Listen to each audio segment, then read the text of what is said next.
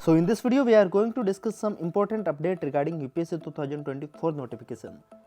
जैसा कि आपको पता है नोटिफिकेशन कल 14 तारीख को आ गया था और इसकी जो लास्ट डेट है वो है 5 मार्च 2024। तो थोड़ा सा ध्यान रखेंगे हम फॉर्म को कब सबमिट शुरू हुआ है और कब तक लास्ट डेट है। तो हम ज़्यादा जल्दबाजी भी नहीं करेंगे और ज़्यादा डिले भी नहीं करेंगे। ये जानकारी मैं आपको पिछले 2 वीडियो से देता आ रहा हूँ। मैंने एक वीडियो आपको अभी हाल ही में बना के दिया था जिसके अंदर मैंने आपको फोटोग्राफ को लेकर जो यूपीएससी की न्यू अपडेट है, न्यू पॉलिसी है, उसके रिगार्डिंग मैंने आपको जानकारी बता दी थी। इस वीडियो के अंदर मैं आपको कास्ट सर्टिफिकेट को लेकर जो भी आपका डाउट है उसको मैं सॉल्व करने की कोशिश करूंगा। सो हेलो एवरीवन, नमस्ते India and wonderful welcome to civil aspirant. I hope आप सभी लोग काफ़ी बेहतरीन होंगे। My name is Mukesh Pukhraj and चलते हैं वीडियो को शुरू करते हैं। देखिए, वैसे मैंने आपको ये फोटोग्राफ वाली जानकारी बता दी थी, फिर भी मैं आपको जल्दी से एक बार फिर से याद दिला देता हूँ। जो भी आप फोटो अपलोड करेंगे वो 10 दिन से ज़्यादा पुरानी नहीं होनी चाहिए। कहने का मतलब ये है कि आप न्यू फोटो खींच कर डालेंगे, उसके साथ में फोटो के ऊपर आपका नाम भी लिखा हुआ होना चाहिए, उसके साथ में ये फोटो कब ली गई है उसकी डेट भी मेंशन होनी चाहिए। आपका जो फेस है वो फोटोग्राफ में 3/4 भाग को कवर करना चाहिए, मतलब मेन फोकस आपके फेस पे होना चाहिए। 75% भाग आपके चेहरे पे होना चाहिए। कोशिश कीजिएगा कि आपके कंधे पूरे नहीं आया, बिल्कुल कंधे जहाँ तक स्टार्ट हो रहे उतने ही फोटो लीजिएगा। वैसे मैंने एक वीडियो बना के दिया है, एक बार उस वीडियो को देख लीजिए, उसमें मैंने डिटेल में बताया कि क्या क्या इसका मतलब है, तो एक बार उसको देख लीजिएगा। बाकी एक क्वेश्चन ये भी था कि जो बीएड वाला था कि अगर आपकी बीएड है तो क्या आपको तीनों स्टेज तक सेम रखनी है। हाँ दोस्तों, अगर आप फोटो को जब खींचते हैं उस समय अगर आपको लगता है कि आपने बीएड रखी है तो आप लास्ट तक प्रीलिम्स, मेंस और इंटरव्यू तीनों तक जब भी जाएंगे तो आपको उसी लुक को मेंटेन करना होगा। तो ध्यान रखिएगा कि जो लुक आप उस समय तक रखने वाले हैं उसी लुक को आप अभी फोटो में बनाएंगे। तो ठीक है, ये सारी लगभग जानकारी थी जो कि मैंने आपको बता दी है। उसके बाद में एक तो ये छोटी सी जानकारी थी जैसे कि लाइक कि एग्जामिनेशन सेंटर पे आप 30 मिनट पहले पहुंचेगा, ये आपको पता ही होगा।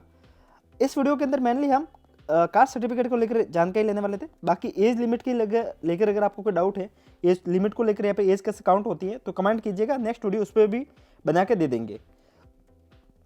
वैसे अगर आपको पास में टाइम है ना तो इस नोटिफिकेशन को एक बार पूरा पढ़िएगा, ज़्यादा नहीं, लेकिन शुरुआत के जो 20-25 पेज है लाइक अपेंडिक्स फर्स्ट है ना, इसके यहाँ तक आप इसके बाद में भले मत पढ़िएगा, पर इससे पहले मतलब करीब शुरुआत के 21 पेज है, इसको आप एक बार के लिए जरूर पढ़िएगा। मैं बात कर रहा था रिजर्वेशन को लेकर। देखिए, कैटेगरी के अकॉर्डिंग बात करते हैं तो जनरल, ओबीसी, ईडब्ल्यूएस, एसटी और एससी। अगर आप जनरल कैटेगरी से बिल्कुल बिलोंग कर रहे हैं तो आपको सर्टिफिकेट की कोई रिक्वायरमेंट है नहीं, तो जनरल के अंदर आपको किसी भी तरीके का रिजर्वेशन मिलेगा नहीं, तो इसके कारण उनको तो किसी भी तरीके का लोड लेने की जरूरत है नहीं। नौ बात रहती है उनकी जो स्टूडेंट ओबीसी से है, ईडब्ल्यूएस से है, एसटी या फिर एससी से है। तो सबसे पहला रूल, आपकी कास्ट सेंट्रल लिस्ट में रिजर्वेशन में आनी चाहिए। बहुत सारे ऐसे कास्ट है जो स्टेट वालों ने उनको रिजर्वेशन दे रखा है। लाइक राजस्थान में बात करते हैं तो गुज्जर कम्युनिटी को अलग से रिजर्वेशन मिलता है, पर वो सेंटर में नहीं मिलता है। तो इस बात को आप ध्यान रखिएगा कि बहुत सारी ऐसी बातें होती है जो राजस्थान वाले, जो स्टेट वाले अप्लाई करते हैं बट सेंटर वाले नहीं करते। तो आपकी कास्ट सेंटर के अकॉर्डिंग होनी चाहिए और आपका जो सर्टिफिकेट होगा वो सेंटर का होना चाहिए। देखिए, आप इस बात को ध्यान रखिएगा कि हमें कई बार डाउट होता है कि सेंटर का है कि स्टेट का है, तो एक बार आप कंफर्म कर लीजिएगा आपका सर्टिफिकेट सेंटर का होना चाहिए, ना कि स्टेट का हो। ये जानकारी आपके पास में होनी चाहिए। इसके बाद में डाउट था ओबीसी को लेकर। देखिए, ओबीसी में आपके पास में 2 तरीके का सब डिवीजन होता है, जो कि आपने अगर यूपीएससी में पढ़ा भी है। मंडल आयोग के बाद में बहुत सारे न्यू कमीशन बैठते हैं, उसके बाद में ये न्यू अपडेट को लिया जाता है, जिसके अंदर एक होता है क्रीमी लेयर, एक होता है non creamy layer. Creamy layer में वो लोग आते हैं जिनकी इनकम साल के 8 लाख से ऊपर है, उनको क्रीमी लेयर में गिना जाता है। उससे नीचे जो भी आते हैं उनको नॉन क्रीमी लेयर में करते हैं।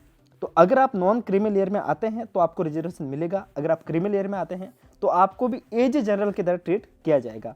तो अब बात रहती है कि अगर आपके पास में नॉन क्रीमी लेयर है तो आप ध्यान रखेंगे आपका जो सर्टिफिकेट होगा वो सर्टिफिकेट 1 अप्रैल 2023 के बाद में बना हुआ होना चाहिए। कहने का मतलब 2022-23 का जो फाइनेंशियल ईयर था उसके बाद में बनना चाहिए, और अभी तक मतलब जो 5 मार्च 2024 है तब तक वो वैलिड रहना चाहिए।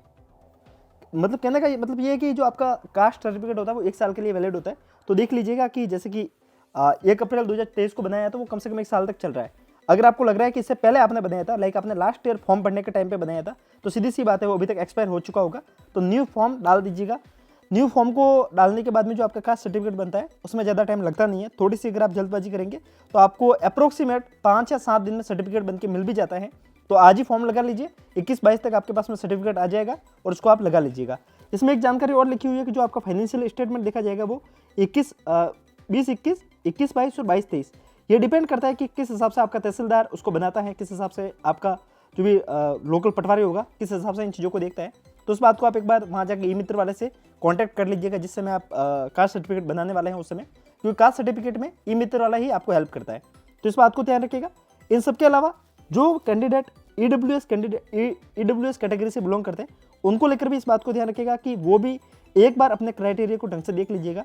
आपका सर्टिफिकेट भी 1 साल के लिए वैलिड होता है और इस बात को ध्यान रखिएगा कि यूजुअली कई बार क्या होता है कि आपने ढंग से डॉक्यूमेंटेशन लगाया नहीं है। जैसे कि आपने देखा होगा last year Divya Tanwar ma'am के साथ में भी यही लफड़ा हुआ था, उनके साथ में ईडब्ल्यूएस सर्टिफिकेट का कुछ लोचा हुआ, तो उसके कारण उनको सिलेक्शन के बाद में भी सर्विस अलॉट नहीं हुई थी। तो ध्यान रखिएगा कि आपका जो भी क्राइटेरिया वो मैच होना चाहिए। क्राइटेरिया में कुछ नहीं, इसके अंदर भी 8 लाख रुपये का वो प्रावधान है कि 8 लाख से कम होनी चाहिए। इन सब के अलावा आपके फैमिली में कोई भी ग्रुप ए या फिर ग्रुप बी में सर्विस में कोई भी होना नहीं चाहिए, तो उनको वो ईडब्ल्यूएस कैंडिडेट में नहीं मानते हैं। तो एक बार रूल आप ढंग से वापस से देख लीजिएगा। कुछ एक माइनर रूल भी होते हैं तो उसके अंदर भी आप डिस्क्रिमिनेट नहीं होने चाहिए। तो एक बार ढंग से देखकर फिर ईडब्ल्यूएस का सर्टिफिकेट लगाएगा, क्योंकि इसके अंदर यूपीएससी ने एक जानकारी बहुत अच्छे से मेंशन की है कि लाइक अगर आप किसी कैटेगरी में बिलोंग कर रहे हैं, लाइक अगर आपने ईडब्ल्यूएस में फॉर्म को डाला है और लास्ट में आपको लगता है कि ईडब्ल्यूएस में डालने के बाद में आपको लगता है कि आपका सिलेक्शन ईडब्ल्यूएस से भी हो रहा है और जनरल से भी हो रहा है, लेकिन आपके ईडब्ल्यूएस का सर्टिफिकेट फर्जी हो जाता है, तो आप सोच रहे हो कि अब आप जनरल से क्वालिफाई हो जाएंगे। ऐसा नहीं है। आपने जिस कैटेगरी में डाला है अगर आप उसमें सेलेक्ट होते हैं तो ठीक, नहीं होते तो फिर बाद में आप ऑलरेडी सीधे बाहर आ जाएंगे। तो इस बात को भी आप थोड़ा सा ध्यान रखेंगे। इन सब के अलावा अगर आप एक बार कोई भी सर्टिफिकेट डालते थे, एक बार कोई भी रिजर्वेशन के लिए क्लेम कर देते हैं तो वो बाद में चेंज होगा नहीं। बाद में कहने का मतलब इस एग्जामिनेशन के लिए अगर आप लाइक इस बार ओबीसी से डालते हैं, अगर आपके पास में ओबीसी का सर्टिफिकेट है, अगर आप नेक्स्ट ईयर चाहे तो आप जनरल से डाल सकते हैं। आपके पास में जब भी नेक्स्ट ईयर सर्टिफिकेट आएगा तो आप उस हिसाब से कर सकते हैं। पर एक बार आपने फॉर्म डाल दिया तो प्रीलिम्स, मेंस और इंटरव्यू तीनों के लिए सेम चीज़ ही चलेगी। तो इस बात को आप थोड़ा सा ध्यान रखिएगा। इसमें एक प्रावधान और यूपीएससी ने मेंशन किया है कि लाइक आपने अगर फॉर्म डाल दिया उसके बीच में गवर्नमेंट किसी भी कास्ट को रिजर्वेशन के अंदर क्लेम देती है तो उसके बाद में अगर वो चाहे तो वैलिड डॉक्यूमेंट लगा के बाद में भी वो रिजर्वेशन ले सकती है। इस बात को ऐसा समझ सकते हैं। लाइक अगर आप मणिपुर में देखते हैं तो वहाँ पे अभी मेटी और कुकी ट्राइब के बीच में जो मेटी कम्युनिटी है वो चाह रही है कि उनको एसटी का स्टेटस मिल जाए और उनके मानो लेस सपोज उसको बाद में सेंटर में स्टेटस मिल जाता है तो वो बाद में अप्लाई कर सकते हैं। तो ऐसी हर जगह पे ऐसे थोड़ी बहुत चलती रहती है, जो भी देख सकते हैं कि पॉलिटिकल रूप से जो भी डिबेट चलती रहती है, तो उसको एक बार आप समझ लीजिएगा। बाकी जो मोटे तौर पे कंप्लीट ये जानकारी थी कि आप एक बार अगर सर्टिफिकेट को डाल रहे हैं, एक बार अगर आप फॉर्म को डाल रहे हैं तो ढंग से चीज़ों को देख लीजिएगा, अदरवाइज बाद में लफड़ा होता है, बाद में कन्फ्यूजन होता है, तो वो चीज़ों को और ज़्यादा कॉम्प्लिकेटेड बनाता है। तो बाद में ट्रबल नहीं हो, इससे बढ़िया आप अभी से थोड़ी चीज़ों को देख लीजिएगा। सर्टिफिकेट सेंटर का होगा। और यहाँ पे एक डाउट और भी है, क्योंकि इसको मैं खुद सॉल्व नहीं कर पा रहा हूँ, इसके कारण आपको इसमें हेल्प हो सके तो आप ई मित्र वाले से लीजिएगा। जो ओबीसी का नॉन क्रीमी लेयर का सर्टिफिकेट है वो सर्टिफिकेट अलग अलग स्टेट में अलग अलग तरीके का होता है। जैसे कि राजस्थान में जो सर्टिफिकेट आता है वो कंप्लीटली प्रिंटेड आता है। मैंने भी एक हिमाचल प्रदेश का देखा था, वो हाथ से लिखा हुआ होता था, ठीक है। तो उसमें नंबर का प्रॉब्लम होती है कि कौन से कास्ट सर्टिफिकेट का नंबर है, तो हर एक जगह पे अलग अलग तरीके से लिखे हुए हैं। तो आप एक बार ई मित्र वाले से जाकर पूछ लीजिएगा कि अपने कास्ट सर्टिफिकेट कौन से है, उसको आप एक बार पूछ लीजिएगा। बाकी यहाँ पे मैं ST SC का बताना शायद भूल गया। जो ST SC की जो कैटेगरी है उनका सर्टिफिकेट एक बार बन जाता है तो वो बार बार अपडेट करवाने की इतनी जरूरत रहती नहीं है। तो एक बार आप देख लीजिएगा कि आपके जो रूल्स है उसके अकॉर्डिंग आपका सर्टिफिकेट बना हुआ है या नहीं है, और जो सर्टिफिकेट है वो क्लोजिंग डेट से पहले बना हुआ होना चाहिए। आप ये सोच रहे हैं कि आपने अभी नाम डाल दिया उसके बाद में आप सोच रहे बाद में आपका सर्टिफिकेट आएगा, ऐसा नहीं है। सर्टिफिकेट आपकी 5 मार्च 2024 से पहले बना हुआ होना चाहिए। तो हम इन चीज़ों को सबसे देख लीजिएगा, सबसे समझ लीजिएगा, उसके बाद में फॉर्म को डालिएगा ताकि आपको बाद में किसी भी तरीके का कोई भी इश्यू हो नहीं। आई होप इस वीडियो को देखने के बाद में आपके जितने भी डाउट हैं वो सॉल्व हुए होंगे। अगर नहीं हुए हैं तो नीचे आपको हमारे व्हाट्सअप नंबर देखने को मिल जाएंगे, आप डायरेक्ट हमसे वहाँ पे भी बात कर सकते हैं। इंस्टाग्राम पे आकर भी आप हमसे बात कर सकते हैं। हमने टेलीग्राम में अभी 10,000 MCQ डाल दिए यूपीएससी प्रीलिम्स के लिए। तो एक बार आप अगर प्रीलिम्स के लिए सीरियसली तैयारी करना चाहते हैं, डेली बेसिस पे MCQ लगाना चाह रहे हैं, तो आपको वहाँ पे सारी जानकारी देखने को मिल जाएगी। सो जाइए और विजिट कीजिए। मिलते हैं ऐसे ही वीडियो के साथ में, तब तक के लिए हंसते रहिए, मुस्कुराते रहिए, साथ साथ में पढ़ते भी रहिए। किसी और दिन, किसी और रोज, किसी और टॉपिक के साथ में फिर मुलाकात करेंगे। तब तक के लिए नमस्कार, जय हिंद।